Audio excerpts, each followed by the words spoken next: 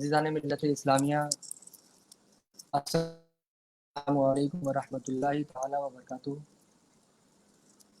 امید ہے آپ تمامی حضرات اپنے اپنے مقامات پر، اپنی اپنی جگہوں پر بخیر و عافیت ہوں گے۔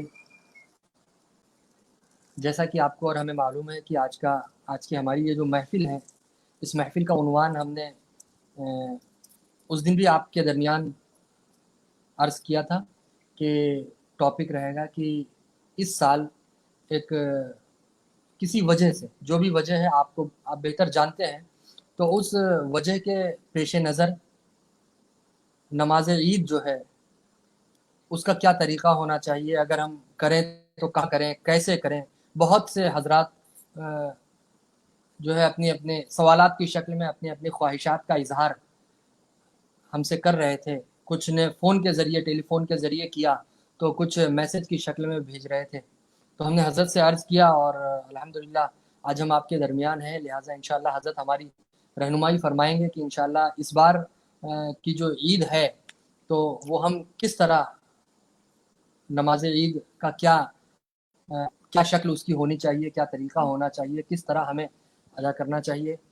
بے شک بہت سے علماء کرام، مفتیان اعظام نے اس پر اپنی اپنی رائے پیش کی ہے۔ ہمیں اس رائے کی بھی عزت کرنی چاہیے، اس پر عمل کرنا چاہیے۔ ماشاءاللہ بہت اچھی باتیں انہوں نے، بہت اچھی فکر پیش کی انہوں نے، بے شک ہمیں اس پر بھی عمل کرنا چاہیے۔ اور آج ہم جانیں گے کہ ہمارے رہبر، ہمارے شیخ حضور شیخ الاسلام والمسلمین کے کیا افکار و نظریات ہیں اس تعلق سے۔ انشاءاللہ تعالی حضرت ہمیں ارشاد فرمائیں گے۔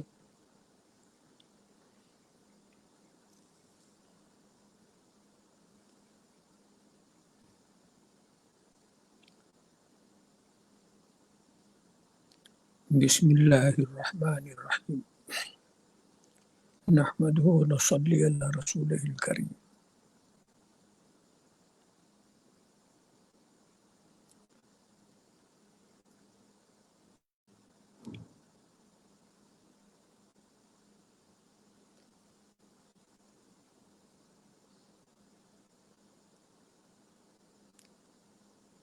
یہ عید کا مسئلہ جو ہے،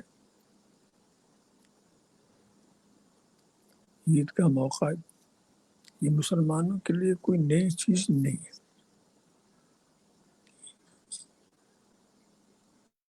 یہ خوشی کا موقع ہے۔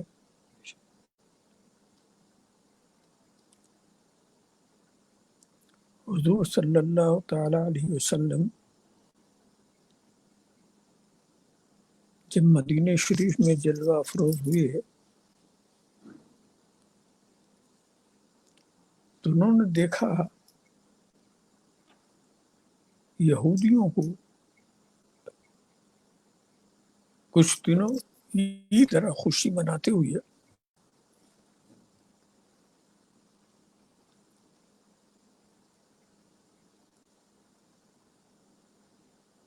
تو سرکار نے یہ فرمایا، ان کی خوشی کا انداز الگ ہوتا تھا،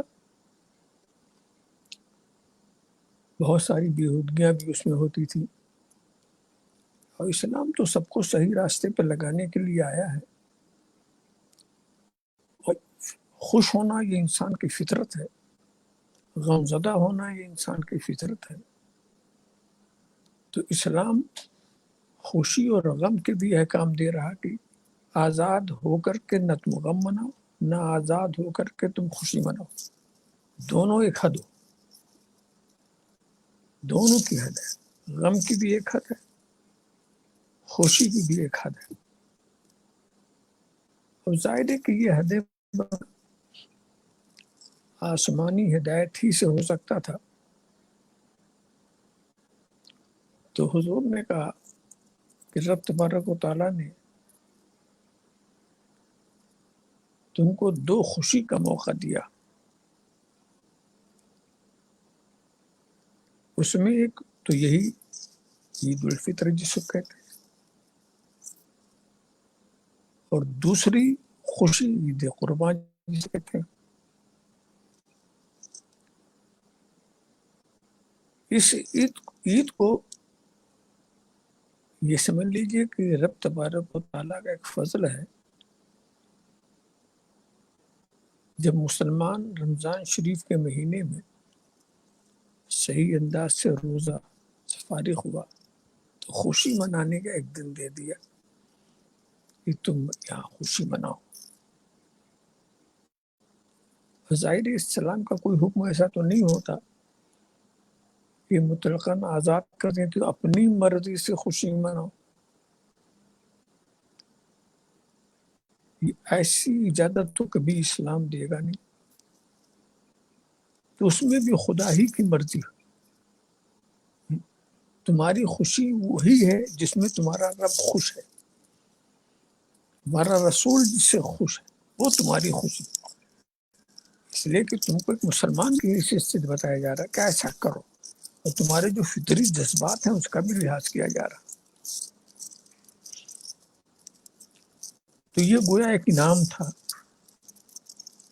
اور یہ ایک شکر کی منزل تھی کہ ہم خدا کی بارگاہ میں رمضان شریف کا جو فریضہ ہم نے ادا کیا ہے ہم اس کا شکر ادا کریں. یہ نماز بھی شکر کی نماز ہے جس کو آپ عید کی نماز کہتے ہیں. اجتماعی طور پر ایک جگہ ٹھیک ہے.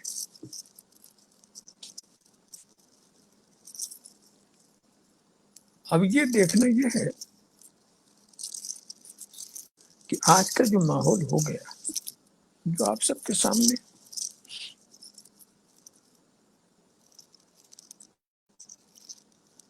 اس سے پہلے ہم عید میں کیا کیا کرتے تھے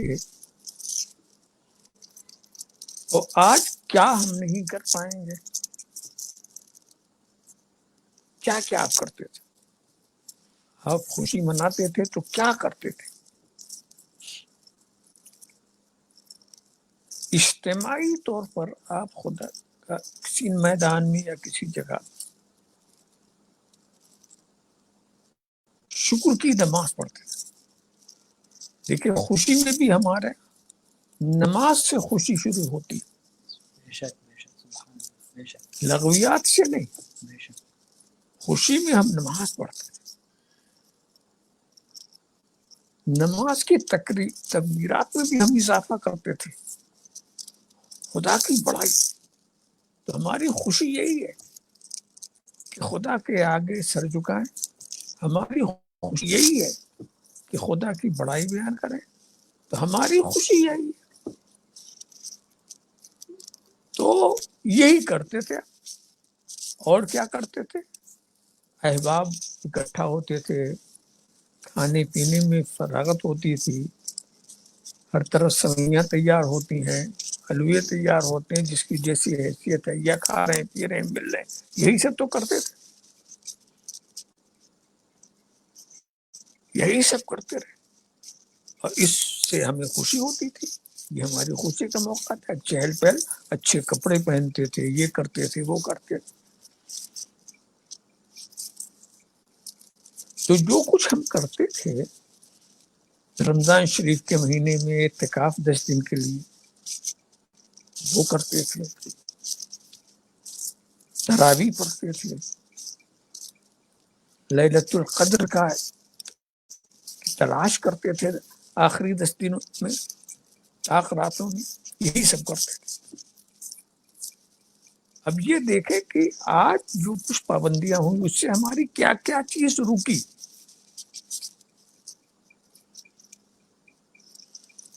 کیا تم خدا کا شکر اب نہیں ادا کر سکتے؟ کیا تم خدا کے شکر کی کوئی نماز نہیں پڑھ سکتے؟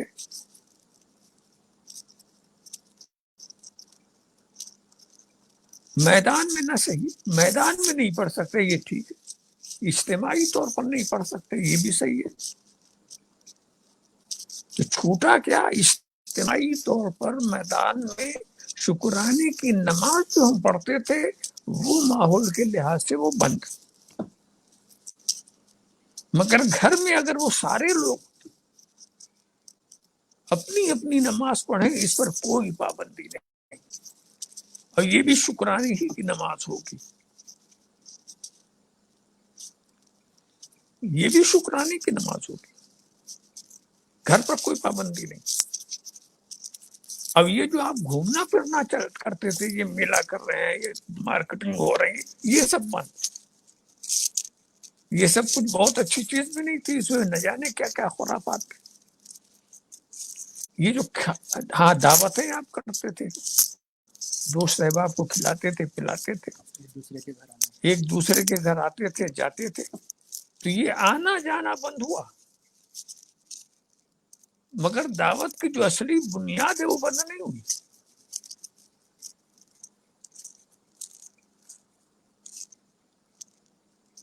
آپ کا ہر کام وہ ہوتا تھا جس میں اجر و ثواب کی آپ کو امید ہو۔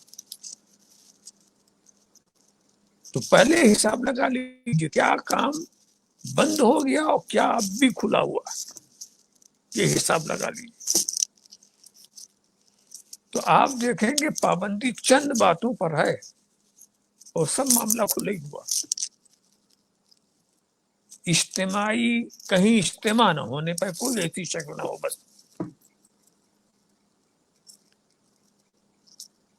آج بھی کیا نام ہے رکاوٹ ڈالنے والے جتنے بھی ہیں جو اجتماع کو نقصان دہ بتایا ہے، وہ بھی کم سے کم 4-5 آدمی کو تو مسجد میں جانے ہی دیتے ہیں۔ اذان ہوتی تھی، آج بھی ہو رہی ہے، یہ جاتے ہیں جمعہ کے دن، نماز جس ڈھنگ سے ہوتی ہے ہو جاتی ہے، ایسا بھی نہیں کہ مسجد بالکل بند ہے، وہ بھی چل رہا۔ تو تھوڑا کنٹرول تو ضرور ہوا ہے، اور اس میں بھی آپ کی بھلائی ہے، وہ آپ کی حفاظت کے لیے، آپ کی صحت کے لیے ایسا کچھ کیا گیا۔ ورنہ ہم جو عید میں جو کچھ کرتے رہے ہیں وہ آج بھی ہم کر سکتے ہیں۔ عید کا ہمارا جو اسلامی نقطۂ نظر ہے، یہ کھانا پینا تو ٹھیک ہے، یہ خوشی کی چیز ہے، کرتے ہیں، مگر صرف کھانے پینے ہی کے لیے عید نہیں ہے۔ اچھے اچھے کپڑے پہننے ہی کے لیے عید نہیں ہے، اس کی اجازت ہے، خوشی میں ہم کرتے ہیں، یہ بھی کریں گے، مگر غریبوں کو اچھا اچھا پہنانے کے لیے بھی عید ہے۔ بے شک بے شک خود کھانے ہی کے لیے عید نہیں ہے، دوسروں کو کھلانے کے لیے بھی عید۔ بے شک۔ تو یہ کھلانے والی جو عید ہے کہاں گئی؟ وہ تو ہم کر سکتے ہیں۔ ہم دوسروں کی مدد کرنے والی جو عید ہے وہ کہاں گئی؟ وہ کر سکتے ہیں۔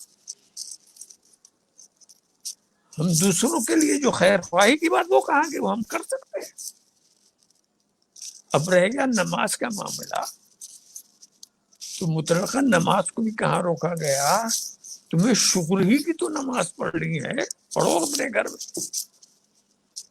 پہلے اجتماعی طور پر سب کے ساتھ آپ پڑھتے تھے، آپ اپنے گھروں میں پڑھیے، اور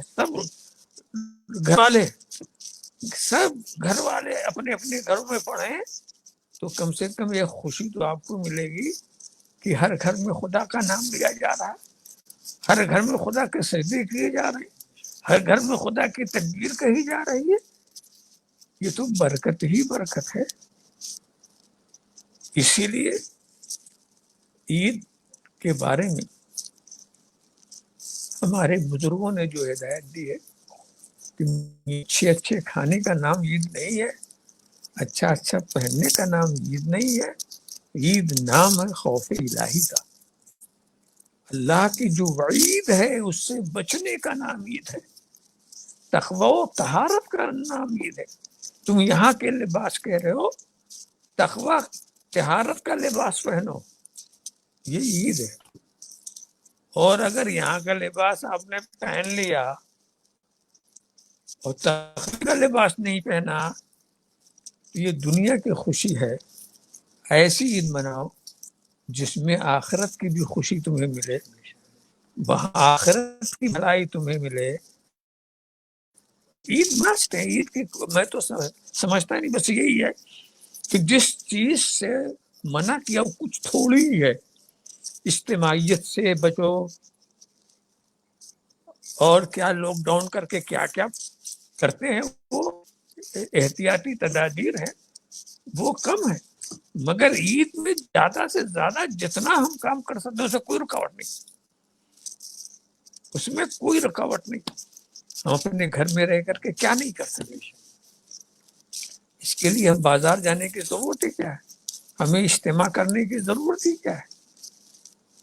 تو ہم کو عید کی خوشی منانے میں کوئی رکاوٹ ہی نہیں ہے. عید اس کے لیے نہیں ہے جس نے نیا لباس پہن لیا ہو اور اچھا کھانا کھا لیا ہو. عید اس کے لیے ہے جس کے دل میں خوف الہی ہے اور ہر اس چیز سے جو بچتا ہے جس پر عید نازل ہو. اب اگر عید کی صحیح خوشی کو سمجھنا آتا ہے تو ہم آپ بتاتے ہیں. ایک مفتی صاحب آپ کے ساتھ ہے، اس کا نام آپ چاہیں تو رکھتے ہیں مفتی ضمیر. بس جب کوئی کام آپ کریں تو ان سے پوچھیں کہ مفتی صاحب ہم یہ کام کرنا چاہتے ہیں، کیا اجازت ہے؟ یعنی اب ایمان کے ضمیر سے پوچھو، ایک مسلمان کے ضمیر سے پوچھو کہ ہم یہ کرنا چاہتے ہیں. یقیناً ایک مسلمان کا ضمیر کبھی تو کو غلط کام کرنے کی ہدایت نہیں کرے گا، وہ روکے گا. ہم جھوٹ بولنے کا ارادہ کرتے ہیں، کیا بولے؟ انکار کر دے گا نہیں. ہم یہ چوری کرنے کا ارادہ کرتے ہیں، وہ انکار کر دے گا. تو آپ کو خدا نے جو ایمان کا ضمیر دیا ہے اس سے پوچھو کہ ہم کیا کریں، اور اس کے کہنے پر جب آپ سب کچھ کریں گے تو یہ آپ کی سچی خوشی ہوگی. جو دنیا کی خوشی ہے وہ آخرت کی بھی خوشی ہے.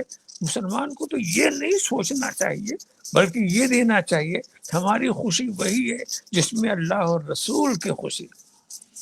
ہماری عید ایسی نہیں ہے کہ اس میں لہو لعب ہو، اس کے اندر تماشے کی باتیں ہوں. تو ہماری عید آج بھی وہی ہے. ہاں چند باتیں ہم پہلے کیا کرتے تھے، اسلام نے اس کی اجازت دی تھی، وہ بھی مباحات میں تھا.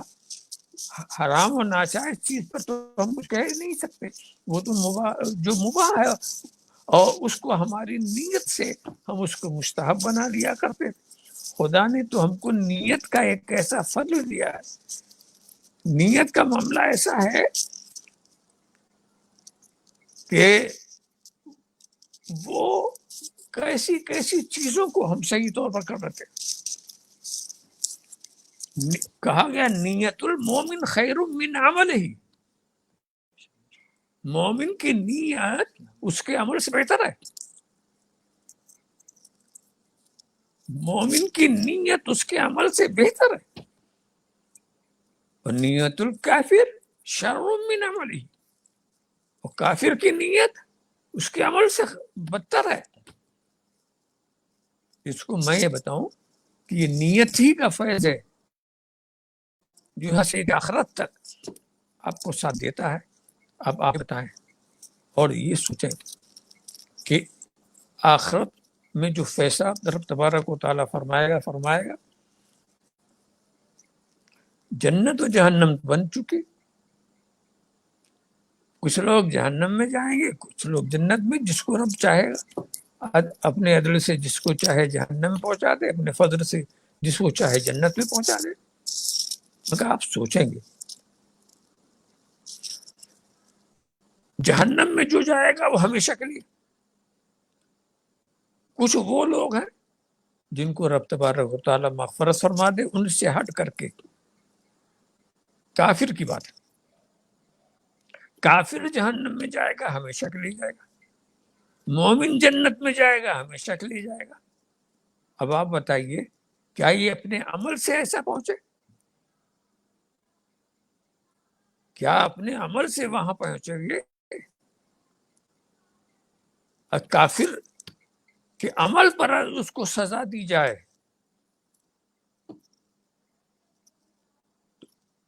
اس کا کفر کتنا؟ کوئی 10 سال میں مر گیا، کوئی 22 سال میں مر گیا، کوئی 60 سال میں مر گیا، تو جب تک زندہ رہ گیا تبھی تو کفر کرے گا. اتنا ہی تھا، 60 سال تو اس نے کفر کیا اور جہنم ہمیشہ کی. ایسے ہی مومن کو دیکھیے، یہ بھی عمل کرتے ہیں کسی نے 10 سال عمل کیا، کسی نے 20 سال کیا، کسی نے 30 سال کیا، مگر ہمیشہ جنت میں.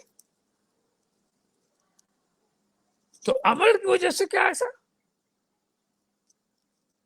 تو یہ کافر کا ہمیشہ جہنم میں رہنا اور مومن کا ہمیشہ جنت میں رہنا یہ عمل کی وجہ سے نہیں ہے، یہ ان کی نیت کی وجہ سے.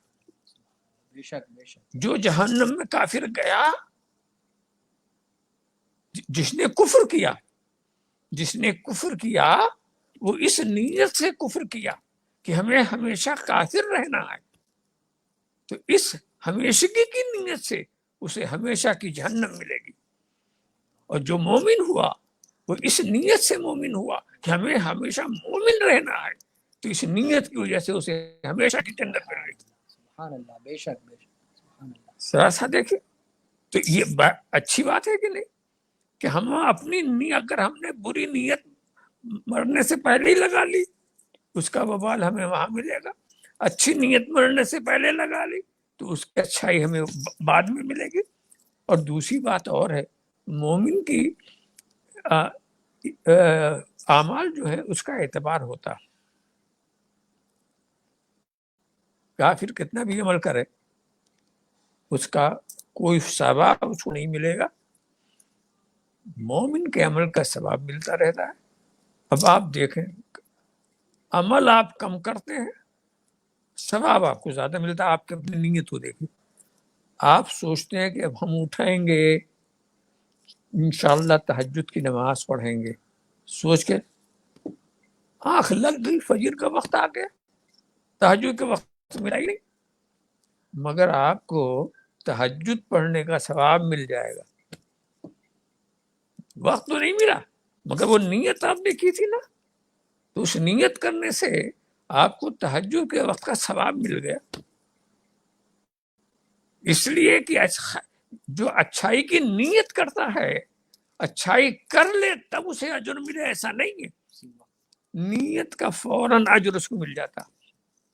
اب اگر نہ کرے بعد میں، ہم نے اچھی نیت تو کی تھی اجر مل گیا، نہیں کیا تو وہ ہمارا مہربان رب تبارک و تعالی وہ ایسا مہربان ہے، فضل و کرم کرنے والا ہے، جب لکھ دیا تمہارے لیے ثواب تو اب اس کو نہیں کاٹے گا، سبحان اللہ. اب اس کو نہیں کاٹے گا. تو کتنا آسان کام ہوا کہ نیت کر لیا آپ کو ثواب وہی مل گیا، وہی ثواب مل گیا. اب کسی مجبوری سے کچھ بھی کریں، آپ کے دل میں اگر یہ نیت ہے پکے انداز سے کہ ہم عید کی نماز پڑھیں گے، جماعت کے ساتھ پڑھیں گے، بالکل خالص نیت ہے، اور اب اس لیے رک رہے ہیں کہ کچھ رکاوٹیں ہیں اس وجہ سے رک گئے، اطمینان رکھی کہ دینے والا آپ کو عید کی نماز کا اجر دے گا، جماعت کی نماز کا اجر دے گا. سبحان اللہ. سبحان اللہ. اس کی کریمی پہ بھروسہ کیجیے، بس نیت سچی ہونی چاہیے. نیت کی وجہ سے آپ کو اجتماع کا بھی ثواب ملے گا، عید کی نماز کا بھی ثواب ملے گا، اس لیے کہ وہ علیم الخبیر دیکھ رہا ہے. اس میرے بندے نے چاہا تو تھا، اس رکاوٹ کی وجہ سے وہ نہیں پڑھ سکا، اس رکاوٹ کی وجہ سے وہ اکٹھا نہیں ہو سکا. تو اب رب تبارک تعالیٰ علیم و خبیر قادر مطلق ہے، وہ جو چاہے کرے، تو اس میں وہ فکر بھی نہیں کرنی چاہیے کہ یہ رہ گیا وہ رہ گیا. ہاں ایک بات میں بتاؤں، خوشی منائیے کہ عید کے موقع پر جو حماقتیں آپ سے ہوتی تھی اس سے آپ بچ گئے. اب نیکیاں جو ہے اس کا دروازہ کھلا ہوا ہے، نیکیاں کرتے رہیے، اپنا اجر بڑھاتے رہیے، خدا کو یاد کرتے رہیے، اور اس کے بعد یہ 2 رکعت اگر آپ نے شکرانے کی اس دن پڑھ لی تو یہ عید ہی کا شکرانہ ہوگا. اپنے گھر پر جو آپ پڑھ لیں گے یہ عید ہی کا شکرانہ ہوگا. اور اگر آپ کو اور شوقت ہے تو اور ہے کہ چاشت کے وقت میں اگر 4 رکعت اور آپ نے پڑھ لیا تو مومن کی تو عید یہی ہے کہ کسی نہ کسی بہانے سے خدا کی بارگاہ میں سر جھکاتا رہے. سبحان اللہ. یہ اس کی عید ہے. اور آپ اچھے کپڑا پہننے سے کون روکتا ہے؟ آپ کو اچھا کھانا کھانے سے کون روکتا ہے؟ سوئیاں بنانے سے کون روکتا ہے؟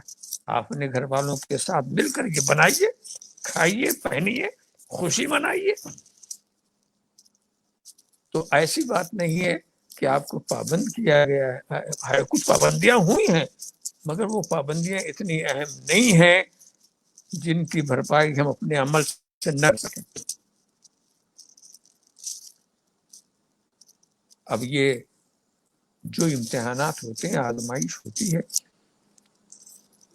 ظاہر ہے کہ اس کے لیے ہم بارگاہ خدا بندی میں دعا کریں گے کہ رب تبارک و تعالی ہم سے جو آزمائش کر رہا ہے اور ہماری جس بدعملی کی وجہ سے یہ کر رہا ہے وہ معاف کرے، اور اس کی بارگاہ میں توبہ و استغفار کرے، وہ ہمیں معاف کر دے۔ اس لیے کہ اب ہمارے اندر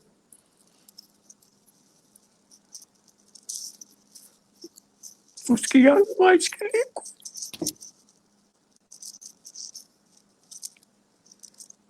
اب ہمارے اندر کوئی نہیں ہے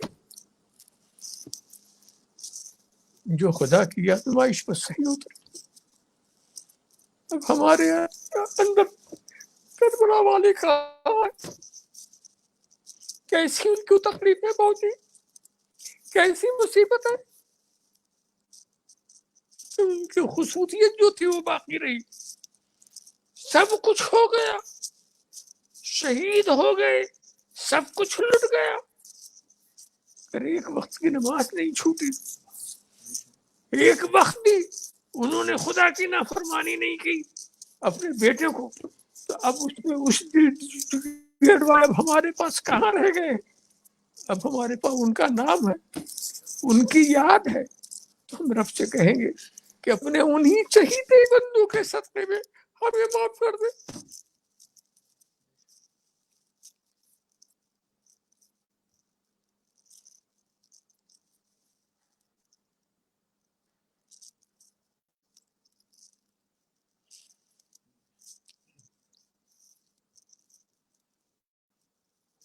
دعا کرنا چاہیے بارگاہ خداوندی میں، اور بالکل یہ مت سوچیے کہ ہم کیا دعا کریں، ہم تو گنہگار ہیں، ہم گنہگار۔ یاد رکھو ہمارا رب کریم ہے، فضل فرمانے والا ہے، رحیم ہے، وہ اپنے بندوں سے بڑی محبت کرتا ہے، بڑی محبت کرتا ہے، بندوں کی توبہ سے بہت خوش ہوتا ہے، بندوں کی استغفار سے بہت خوش ہوتا ہے۔ تم ہاتھ اس کے سامنے اٹھاؤ، وہ تمہیں سر بلند کرے گا، تم سر اس کے آگے جھکاؤ، وہ تمہیں سرفراز کرے گا، مگر یہ ہے کہ اس کو بھولو نہیں، اس کی فرمانبرداری سے الگ نہ ہو جاؤ۔ تو اب اس کی شان الگ ہے، اب وہ اس کی کریمی الگ ہے۔ ہم اس لائق تو نہیں ہیں، مگر اس کے محبوبوں سے ہمارا تعلق ہے، رابطہ ہے، جس کو وہ چاہتا ہے۔ تو ان کی محبت، جو اس کو اپنے محبوبوں کی محبت ہے، ہم اس محبت کے واسطے سے کہتے ہیں کہ اللہ ہم سب کو معاف کر دے، ہم سب کی مغفرت فرما دے، اور ہمارا امتحان نہ لے۔ اب ہمیں کوئی امتحان دینے کے لائق نہیں ہے، کوئی امتحان دینے کے لائق نہیں ہے۔ وہ امتحان دینے والے جنہوں نے امتحان دیا وہ کچھ اور ہی دوسرے عجیب بندے تھے، وہ بندے ایسے تھے کہ وہ ہمارے فہم و دانش سے کہیں ماورا مقام رکھتے تھے۔ ہر جگہ یہی دیکھا گیا کہ تیرے بندے جو ہے تجھ سے محبت کرنے والے بندے تھے، تو ہمارے حالات کو سدھار دے، اور جو حالات یہاں بن رہے ہیں اس کے بارے میں ہم سب سے یہی کہیں گے، خدا کی بارگاہ میں ہمیشہ سر بسجود رہا کیجیے، اس کا استغفار کیا کیجیے، اس سے دعائیں کرتے رہیے۔ وہی علاج فرمانے والا، وہ اپنے محبوب کی امت سے بہت پیار کرتا ہے۔ یاد رکھو ہم گنہگار ہیں، ہم خطا کار ہیں، مگر یاد رکھو ہم کس کی امت ہیں، یاد رکھو ہم کس کے بندے ہیں، ہم ایسے نبی کی امت ہیں جو نبی ہم سے نفرت نہیں کرتا، اس نبی کو ہمارے گناہوں سے نفرت ضرور ہے، اس نبی سے ہماری بدعمالیوں سے نفرت ضرور ہے، مگر وہ ہم سے نفرت نہیں کرتا، وہ گنہگار سے محبت کرتا ہے، گناہ سے نفرت کرتا ہے، تو گنہگار سے محبت کرتا ہے، تو جب وہ گنہگار سے محبت نہ کرتا تو یہ کیوں کہتا شفاعتی لأہل الکبائر؟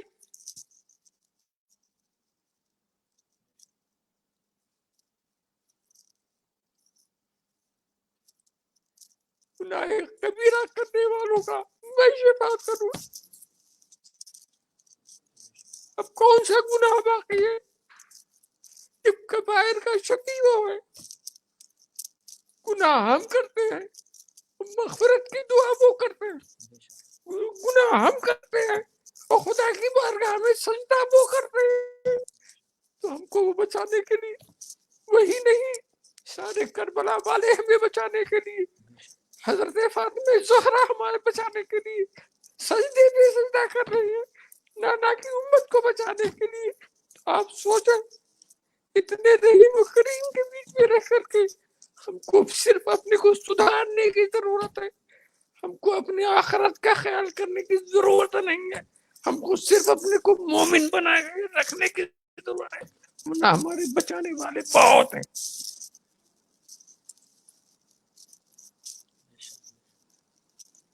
خام خواہ کی بحثوں میں رہ کر کے اصلی نقطے نظر سے ہٹانا، ہماری خوشی اسی میں ہے، خوشی اسی میں ہے۔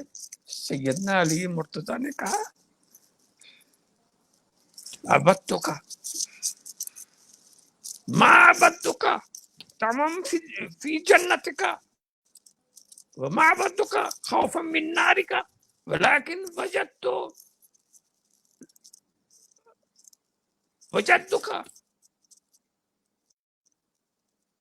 ما عبدتک تمام فی جنتک، اے رب تیری جنت کی لالچ میں تجھے نہیں پوجا، وما عبدتک خوفا من نارک، اور تیرے جہنم سے کہ خوف کی اس میں نہیں ملا، بلاکن کس لیے بت گیا وجدتک لأنک اہلا للعبادہ، اس لیے کہ تو عبادت کے لائق ہے، اس لیے پوجا۔ تو وہ لوگ خدا کی مرضی تو ان کی نظر تھی، وہ یہاں بھی کامیاب تھے وہاں بھی کامیاب تھے۔ ذرا سا آپ دیکھیں امام علی مقام کے لیے دعا نبی نے یہ نہیں کی اے اللہ کربلا سے ان کو بچا لے، یہ اللہ علی کو شہر سے بچا لے، کبھی اپنے گھر والوں کے لیے ایسی دعائیں نہیں کی۔ نبی نے دعا ضرور کی مگر بچانے کے لیے نہیں کی، ان کو بچانے کے لیے دعا نہیں کی، دعا ضرور کی مگر بچانے کے لیے دعا نہیں کی۔ دعا کیا کہ اللہم آت الحسین صبرا واجرا، یہ اللہ حسین کو صبر دے، حسین کو اجر دے۔ نبی جانتے تھے کہ صبر کیا چیز ہے اور اجر کیا چیز ہے، دنیا میں صبر آخرت میں اجر، دنیا کے صبر کی یہ قیمت ہے کہ آخرت میں اسے اجر ملے گا، آخرت کا اجر جو ہے وہاں کی نعمتوں سے ہے اور صبر کا اجر ہے دنیا کے حالات سے ہے، تو ان کو صبر دے اور اجر دے۔ ذرا سا دیکھیے صبر کی دعا کر رہے ہیں، اجر کی دعا کر رہے ہیں، اپنے کو بچانے کی دعا نہیں کر رہے، اس لیے کہ یہ لوگ اپنے کو بچانے کے لیے نہیں آئے تھے، یہ اسلام کو بچانے کے لیے آئے تھے، دین کو بچانے کے لیے آئے تھے، رسول کی امت کو بچانے کے لیے آئے تھے، تو انہوں نے ان کے لیے دعا کی اگر اس کا بچنا میری شہادت پر موقوف ہے تو لے لے میری شہادت، مگر ان کو بچا دے، ان کو بچا دے۔ تو جس کو بچانے کے لیے آیا تھا بچا، اور ایسا بچ گیا کہ دشمن فنا ہو گیا، نہ حسین فنا ہوئے نہ حسینیت فنا ہوئی۔ دشمن فنا ہو گیا، اس لیے جس کو بچانے کے لیے آئے تھے خدا نے اسے بچا دیا۔ دیکھیے ان کے مزاج، دیکھیے دنیا کی مصیبتیں ان کے سبب کیا تھی۔ مولا کائنات پروار کیا گیا مسجد کے اندر، کیا خوش نصیب وہ انسان تھے، پیدا ہوئے کعبہ میں، پہلی نظر پڑی تو چہرہ مصطفیٰ پر، دفن ہوئے تو شہید ہوئے تو مسجد میں، خدا کے گھر میں پیدا ہوئے، خدا کے گھر میں شہید ہوئے، کیا؟ اور مگر جب پہلی تلوار پڑی تو ان کے منہ سے کیا نکلا تھا؟ فزتو برب الکعبہ، فزتو برب الکعبہ، کعبہ کے رب کی قسم میں کامیاب ہو گیا، کعبہ کے رب کی قسم میں کامیاب ہو گیا۔ تخت پر بیٹھنے پر کامیابی کی بات نہیں کی، شہید ہوئے تو کام میں کامیاب ہو گیا۔ معلوم ہوا ان کا اصل مقصود شہادت تھا، وہ مقصود مل گیا، کامیاب ہو گیا۔ اور اس گھر کے ہر بچوں کا یہی حال ہے۔ حضرت قاسم میدان کربلا میں اپنے چچا حضرت امام حسین سے میدان جنگ میں جانے کی اجازت مانگتے، چچا محبت میں دے نہیں رہا، چچا محبت میں دے نہیں رہا، حضرت قاسم پریشان۔ اتفاق سے ان کو خیال آیا میرے باپ نے ایک تعویذ مجھ کو دیا تھا، وہ تعویذ ان کے گلے کے اندر پڑا ہی ہوا تھا، اور میرے باپ نے یہ کہا تھا جب کوئی مصیبت تم پر آئے تو اس تعویذ کو دیکھ لینا، تمہاری مصیبت حل ہو جائے گی۔ تو امام حسین کے یہ بھتیجے حضرت قاسم، ان کے دماغ میں یہ بات، اتنا بہت کچھ ہوا، چچا کا ہمیں اجازت نہیں دے رہا، اس سے بڑھ کے مصیبت اور کون؟ اب تعویذ دیکھو، تعویذ دیکھو۔ تو تعویذ میں کیا لکھا ہوا تھا کہ بیٹا تمہارا چچا میدان کربلا میں ہوگا، ان پر تم قربان ہو جانا، تمہاری زندگی میں اس کو کوئی تکلیف نہ ہونے پائے۔ یہ امام حسن لکھ رہے ہیں۔ یہ لوگ علوم کے سمندر تھے، تمام وہ مستقبل بھی دیکھتے تھے، ماضی بھی دیکھتے تھے۔ اب اس تحریر کو پا کر حضرت قاسم کو وہ خوشی ہوئی کہ جس سے بڑھ کر کوئی خوشی نہیں تھی، بڑی خوشی ہوئی، جیسے کیا ہم جنگ کے میدان میں بھیجنے کی بات ہو رہی، مگر ان کو بڑی خوشی ہوئی، بہت خوشی ہوئی، اور خوشی خوشی اپنے چچا کے پاس جاتے ہیں۔ یہ دیکھیے آپ کے بھائی کا حکم نامہ، اب مجھے آپ سے کچھ نہیں کہنا، بھائی کے حکم کی تعمیل کیجیے۔ انہوں نے ایک سوال کر لیا کہ بیٹے تم یہ بتاؤ کہ تم موت کو کیا سمجھتے ہو؟ ایک بچے سے پوچھا جا رہا، اس بچے کا جو جواب ہوگا تم سوچو گے کہ بڑوں کا دماغ کتنا اونچا ہوگا۔ پھر تو حضرت قاسم نے کہا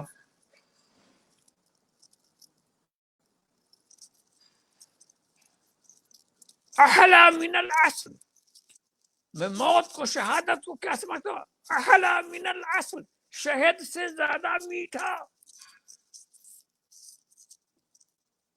بتائیے جناب والا، جنتی لوگوں کی گفتگو بھی کیا ہوتی ہے، شہد سے زیادہ میٹھا۔ جب یہ پوتا حال ہے تو حضرت علی کا کیا حال ہوگا؟ حضرت علی کا کیا حال ہوگا؟ یہ پوتے کا حال ہے، میں میٹھا، یعنی شہید ہونا ان کا نصب العین تھا، ایسا مقصود تھا بچے بچے کے دل میں یہ بات تھی، کسی کو غم نہیں، کوئی رویا، کسی نے چھاتی پیٹی، کچھ بھی نہیں، سب سمجھتے کہ بھئی وہی جا رہا ہے جس کی ہمیں تمنا ہے. اور یہ وہ گھرانہ ہی تھا، اسی لیے اس گھرانے کا معاملہ یہ ہے، جو ہے وہ حسن ہے، جو ہے وہ حسین ہے، باپ علی ہے. اللہ اکبر. علی نام رسول نے رکھا، اور علی کا نام ہی ہے بلند برتر، جو بلند ہے. تو علی صرف نام کے علی نہیں تھے، ان کی ذات بھی علی، ان کے ہر لمحات علی، ان کا اٹھنا علی، ان کا بیٹھنا علی، ان کی شان علی، ایسی شان علی کہ سب ان کو سمجھتے تھے کہ ان کی ضرورت ہم کو ہے. سب ان سے مدد لیا کرتے تھے، سب ان سے مشورہ لیا کرتے تھے. وہ معاملہ تھا. خلافت راشدہ کا دور گزر گیا، اور آخری خلیفہ خلافت راشدہ اور خلافت موعودہ کے جو ہوئے تو حضرت امام حسن ہوئے. اس کے بعد خلافت کا سلسلہ ختم ہو گیا. خیر، ہم وہاں تک کی بات کیا کر پائیں گے، اور ہم کیا سمجھ پائیں گے ان نفوس قدسیہ کو. اور بس ہم انہی کے واسطے اور انہی کے صدقے میں اپنی فلاح چاہتے ہیں، اپنا اور اپنی ساری تکلیفوں کا مداوع چاہتے ہیں، اور بارگاہ خداوندی میں عرض کرتے ہیں اپنے انہی نیک بندوں کے صدقے میں ہم جتنے مصیبت زدہ ہے ان کی مصیبت کو دور فرما دے. اور یہ مصیبت زدہ جو ہیں وہ تجھے یاد کر رہے ہیں، تیرے محبوب کا کلمہ پڑھ رہے ہیں، تیرے ولیوں کی یاد کر رہے ہیں، ان کے صدقے میں ان کی سن لے اور ان کی مصیبتوں کو دور فرما دے. وآخر دعوانا ان الحمدللہ رب العالمین. سبحان اللہ سبحان اللہ. تو عزیزان ملت، آج ایک ٹاپک پر بات اٹھی تھی، اور ماشاءاللہ کتنے اچھی گفتگو حضرت سے آج ہم نے سماعت کی، اور ماشاءاللہ بھی کافی ہو چلا، لیکن حضرت کی گفتگو ہی ایسی تھی کہ نہ تو ہمیں رکنے کا دل ہی نہیں کرتا، بلکہ دل تو یہی تھا کہ ابھی اور بھی چلتی رہے، لیکن حضرت کی صحت اور آرام کا خیال رکھتے ہوئے اب انشاءاللہ اگلی محفل جو ہماری ہوگی، چونکہ یہ وہ عظیم موقع ہے، وہ بڑی رات ہے جس کے بارے میں خود قرآن نے فرمایا ہے کہ لیلۃ القدر خیر من الف شہر. لیلۃ القدر جو ہے یہ 1000 مہینوں کی عبادت سے زیادہ افضل ہے. اس میں عبادت کرنا اور اس میں اپنی بندگی کا ثبوت دینا. لہٰذا عزیزان ملت، اس بابرکت رات میں اسی وقت مقررہ پر، وقت متعینہ پر آپ ہوں گے، ہم ہوں گے، اور ہمارے رہبر ہوں گے، اور آپ کے سوالات ہوں گے، اور حضرت ان سوالات کا لائیو آپ سوال کریں گے کہ سوالات کو میں دیکھ کر حضرت سے پڑھوں گا، اور انشاءاللہ تعالی حضرت اس کا ہمیں جواب عنایت فرمائیں گے. تب ہاں آپ میل آئی ڈی پر بھی آپ ہمیں سوال بھیج سکتے ہیں، اور ساتھ ہی ساتھ لائیو بھی سوال اسی وقت جب حضرت سے گفتگو جب حضرت کا یہ محفل رہے گی 10:30 بجے سے رہے گی، اور 10:30 سے 11 سوا 11 جو بھی وقت ہو جائے، انشاءاللہ کوئی ایسی بات نہیں ہے، تو آپ کے لائیو سوالات رہیں گے اور حضرت کے انشاءاللہ حضرت جواب عنایت فرمائیں گے. تب تک کے لیے آپ خیر و عافیت سے رہیں. السلام علیکم ورحمۃ اللہ وبرکاتہ.